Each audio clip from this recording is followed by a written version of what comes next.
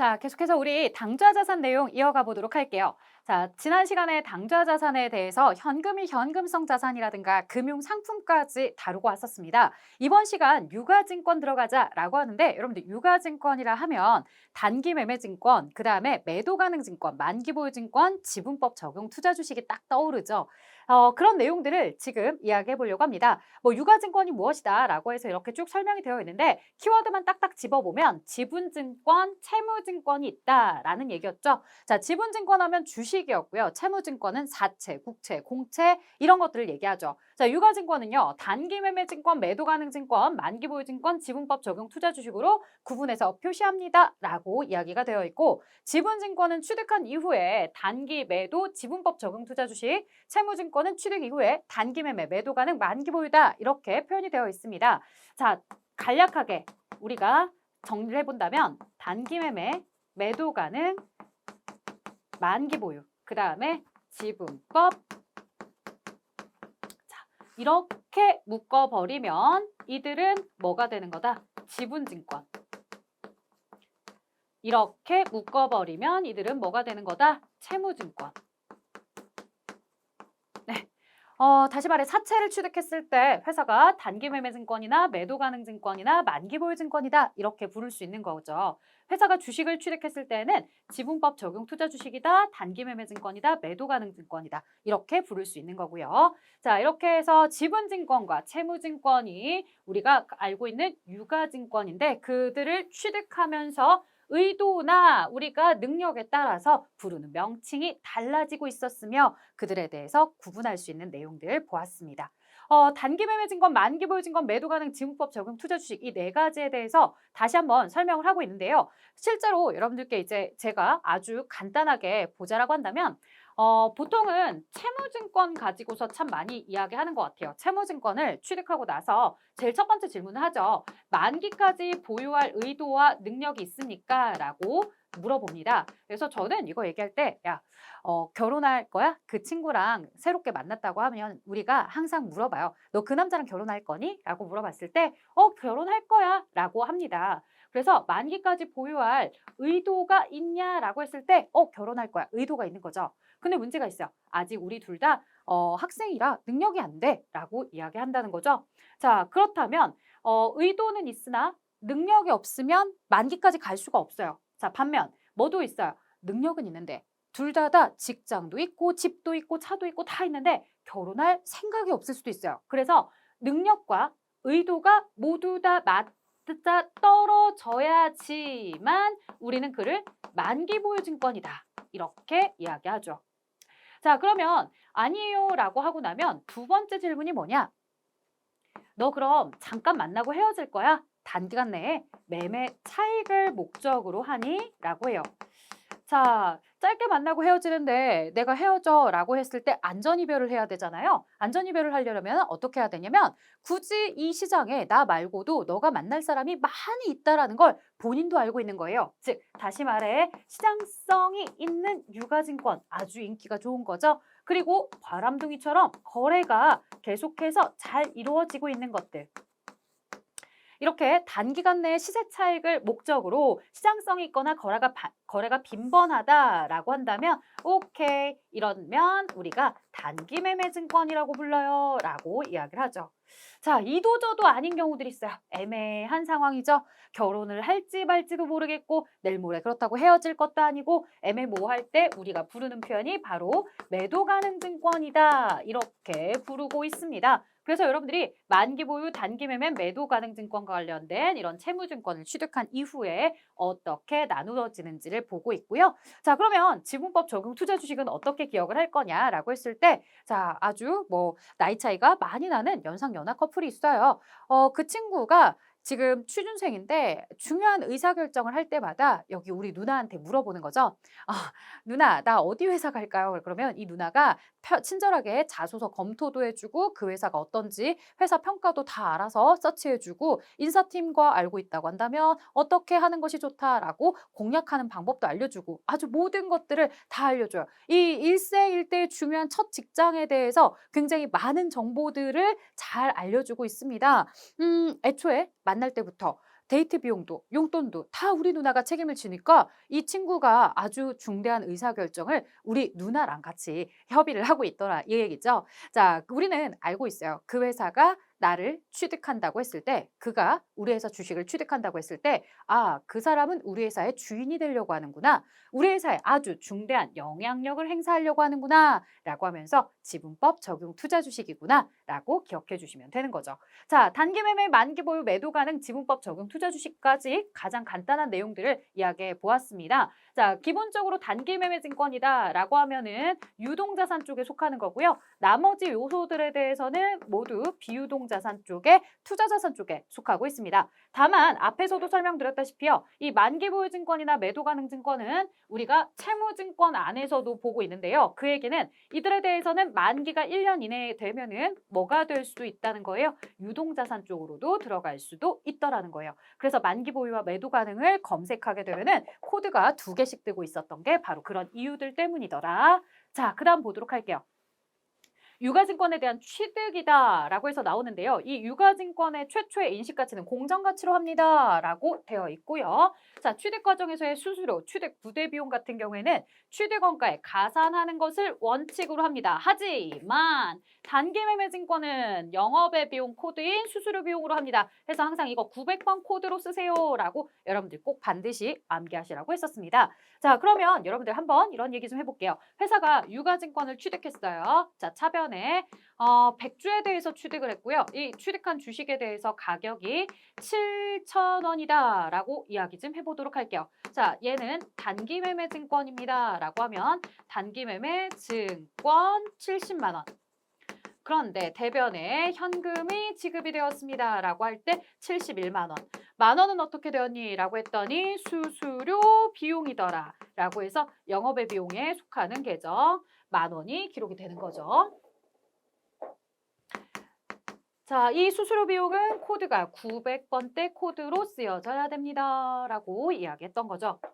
자, 근데 얘가 단기 매매 증권이 아니라 뭐가 되었다면 매도 가능 증권이다 라고 이야기를 하게 된다라면 이 매도 가능 증권에 대한 가치에 대해서 우리가 쓰게 될 때 현금, 자, 어떻게 취득을 하셨습니까? 라고 했더니 지금 우리가 100주에 대해서 취득을 할 건데 한 주당 가격이 6,900원입니다. 라고 하는 거죠. 자, 그러면 69만 원이네요. 라고 했더니 그런데 현금을 70만 원 냈습니다. 왜요?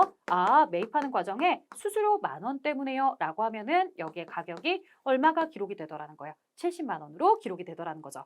여기서는 수수료를 이렇게 취득원가에 포함시키고 있어요. 혹 여기가 만기 보유 증권이다 라고 해도 마찬가지예요. 자, 만기 보유 증권이다 라고 해도 단기 매매 증권처럼 똑같이 하지 않습니다. 매도 가능 증권처럼 똑같이 만기 보유 증권을 이렇게 취득할 때 수수료를 매입 부대 비용을 취득원가에 포함하죠. 자, 여러분들 우리가 보통은 자산에 대해서 이야기할 때 자산을 취득하는 과정에서의 매입 부대 비용은 취득원가에 포함하는 걸 원칙으로 알고 있어요. 근데 누구만 단기 매매 증권만 얘만 이상한 애예요. 얘만. 그래서 얘만 좀 특이하게 시험 문제가 많이 나왔었죠. 왜? 얘만 다르니까. 근데 여러분들 이제 매도 가능 증권도 잘 알아두셔야 됩니다. 자, 그리고 또 하나 매도 가능 증권이요. 코드 번호를 딱 우리가 검색을 하면 2개가 나올 거라고 했죠. 물론 만기 보유 증권도 마찬가지고 123번 코드랑 178번 코드가 나올 거예요. 이 둘 중에 누구 선택해요? 라고 했을 때 178번 코드 선택해서 답을 쓰는 경우가 훨씬 더 많습니다. 왜? 우리가 보통은 장기간 투자를 목적으로 취득한다. 이렇게 시험 문제가 나와요. 원래는 장기간 투자 목적이라고 해서 매도 가능 증권을 쓰는 건 아니죠. 만기까지 보유할 의도와 능력도 없고 단기간 내 매매 차익을 목적으로 하거나 거래가 빈번하지 않습니다. 그러한 유가증권을 취득했습니다. 앞에 서사가 너무 길잖아. 그래서 시험 문제가 보통은 장기간 투자하려고 취득했습니다. 라고 이렇게 제시를 하죠. 그러면 만기까지 보유할 의도와 능력이 없구나. 단기간 내 매매 차익을 목적으로 하지 않는구나. 그래서 너는 이도저도 안 되는 매도 가능 증권이구나. 이렇게 이제 사람들이 많이들 유추하도록 문제가 출제가 되고 있습니다. 자, 이런 내용들 매도 가능 증권에 대해서도 참 잘 알아두셔야 돼요라고 이야기했는데 제가 두 가지를 이렇게 구분해서 썼습니다. 이렇게 두 가지 구분해서 쓰는 이유 이제 계속해서 보시면서 더욱더 알게 되실 텐데요. 한번 보도록 할게요. 자, 단기 매매 증권이나 매도 가능 증권의 공통점들도 있고요. 그다음에 다른 유가 증권들과 관련해서 비교하는 것도 있습니다. 자, 잠시 보고 가면 지분증권, 채무증권 모두 다 가능합니다. 라고 되어 있고요. 만기보유증권은 채무증권만, 지분법 적용은 지분증권만 된다라고 했었죠. 자, 수수료에 대해서 취득할 때 수수료, 단기매매증권 수수료 비용 900번대 코드의 영업외 비용으로 별도로 처리하고 있어요. 그 다음에 나머지들은 모두 다 취득원가에 포함입니다. 자, 단기매매 증권과 매도 가능 증권에 대해서 우리가 항상 같이 비교해서 문제를 보는 이유가 있습니다. 이 둘의 평가는 공정가치로 평가하고 있다는 공통점이 있는데 차이점은 더 극명하게 여러분들 꼭 기억하셔야 됩니다. 영업의 손익으로 처리하게 되는, 즉 단기매매 증권 평가 손실은 영업의 비용, 단기매매 증권 평가 이익은 영업의 수익으로 처리하게 되는 이 단기매매 증권이 있는 반면 매도 가능 증권에 대한 평가 손익은 재무상태표 자본의 기타 포괄손익 누계액으로 들어가서 자본의 플러스 성격, 마이너스 성격을 이야기해주고 있죠. 그래서 똑같이 공정가치로 평가하지만 그 공정가치 평가 이후에 처리하는 방식이 다르기 때문에 이걸 가지고서 시험 문제에서 내는 게 정말 많습니다. 자, 그 다음에 만기보유증권은 무슨 방법이냐? 자, 삼각후 원가법. 우리가 사채에 대해서 유효이자율법으로 계산을 하잖아요. 이 사채를 발행하는 사람은 유효이자율법이고요. 반대로 그 사채를 매입한 사람은 삼각후 원가법이다라고 해서 처리를 하게 되죠. 지분법 적용 투자 주식은 말 그대로 지분법으로 이렇게 평가하시게 됩니다. 자, 그 다음에 손상차손. 자, 어느 날 갑자기 가치가 갑자기 훅 떨어졌어요. 가치가 갑자기 훅 떨어진 것을 우리가 인식을 할 거냐라고 했을 때 단기매매 증권은 그런 걸 인식하지 않지만 매도 가능 증권부터는 손상차손에 대해서 인식을 하고 있고 단기 손익에 반영합니다라고 이야기하는 것은 영업의 비용으로 손상차손에 대해서 확 떨어진 것을 처리를 하도록 한다라는 얘기로 정리를 해주시면 됩니다. 자, 그러면 이제 여기서 여러분들이 보셨을 때 평가에 대한 내용을 지금 보시게 되었어요. 자, 취득, 평가, 처분 이렇게 3단계로 자산이 간다라고 했을 때 취득은 이미 받고 평가에 대해서 봤단 말이에요. 자, 평가와 관련된 내용들에 대해서 우리 뒤에 가서 이제 좀 더 자세하게 이야기를 나눠볼 건데 그 전에 단기매매 증권은 유동자산으로 분류가 되며 만기보유증권, 매도가능증권, 지분법 적용 투자주식은 투자자산으로 분류가 됩니다. 다만 만기보유나 매도가능은 1년 이내가 되면 유동자산으로 분류가 됩니다. 라고 했던 설명 다시 한번 확인하고 갑니다. 자, 유가증권에 대한 설명으로 옳지 않은 것은 이렇게 물어봤는데요. 여러분들 우리가 이 평가를 했다라고 했을 때 평가에 대해서는 지금 현재 처분된 게 아니죠. 처분은 처분 손익에 대해서 실현 손익이라고 이렇게 얘기를 합니다. 이제 실제로 돈이 들어오거나 했다는 얘기겠죠. 자, 하지만 평가에 대해서는 미실현이다라고 해요. 즉 공정가치로 평가만 했을 뿐이지 아직 대가가 들어오기는 대가가 실질적으로 입금이 된 것은 아니라는 거죠. 그래서 미실현 손익이다 이렇게 표현을 합니다. 자, 다 매도 가능 증권으로 분류가 되는 경우에는 단기 매매 증권이나 만기 보유 증권으로 분류되지 아니하는 유가 증권이다라고 되어 있는데 자, 앞에서 설명했죠. 단기 매매 증권, 즉 단기간 내 매매 차익을 목적으로 합니까? 만기 보유 증권, 만기까지 보유할 의도와 능력이 있으니까 그게 아니라고 한다면 매도 가능 증권입니다. 단기 매매 증권에 대한 평가 손익은 실현 보유 손익으로 단기 손익 항목으로 처리한다? 자, 실현 아니었죠. 미실현 보유 손익이었습니다. 그래서 2번이 틀려진 거고요. 자, 3번 갑니다. 매도 가능 증권의 평가 손익은 미실현 보유 손익으로 자본 항목으로 기타 포괄 손익 누계액 처리하세요라고 되어 있고요. 매도 가능 증권의 취득 원가는 유가증권을 취득하기 위해서 지출한 대가의 시장 가격에 취득 부대 비용을 포함합니다라고 되어 있습니다. 그래서 현재 액면가액은 언급되지 않았죠, 여러분들. 단기 매매 증권도 그렇고 매도 가능 증권도 그렇고 그 유가 증권, 즉 그 주식이 처음 태어났을 때 액면가액 언급되지 않은 상태에서 취득하는 가격만 언급했어요. 그리고 수수료를 이렇게 포함해서 쓰는 방식으로 가는 게 바로 매도 가능 증권에 대한 내용이었죠. 자, 그래서 이제 해설이 이렇게 쭉 나오고 있는데 사실은 여러분들 이와 관련된 내용들에 대해서 저는 좀 간단하게 이런 표를 가지고 정리를 했었어요. 단기 매매 증권이다. 그 다음에 매도 가능 증권이다. 라고 해서 평가와 그 다음에 또 처분에 대해서 놓고서 봤었죠. 평가다라고 하면은 미실현, 아직 실현되지 않은 상태의 처분이다라고 했을 때 실현. 자, 단기매매증권이다라고 하게 되는 요소들에 대해서는 손익계산서의 영업의 수익, 영업의 비용, 처분에 대한 단기매매증권 처분이익, 처분손실, 매도가능증권에 대한 처분이익, 처분손실 모두 다 손익계산서에 들어가죠.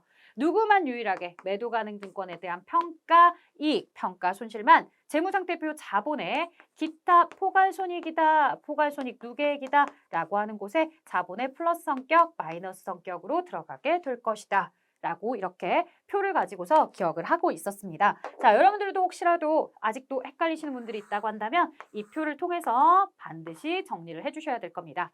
자, 그러면 지금 가장 크게 차이가 나고 있는 게 뭐였더라? 이 단기매매증권을 평가할 때 손익계산서에 영업의 수익, 영업의 비용으로 들어가는 반면 매도가능증권은 자본의 기타 포괄손익으로 들어가고 있더라는 거죠. 여기서부터 차이가 발생하면서 아주 내용이 꼬이게 됩니다. 그래서 뒤에 있는 내용들 계속 문제 풀어보고서 언급해 볼 텐데요. 자, 다음 중 유가증권 분류에 대한 설명으로 틀린 것을 고르세요 라고 물어봤네요.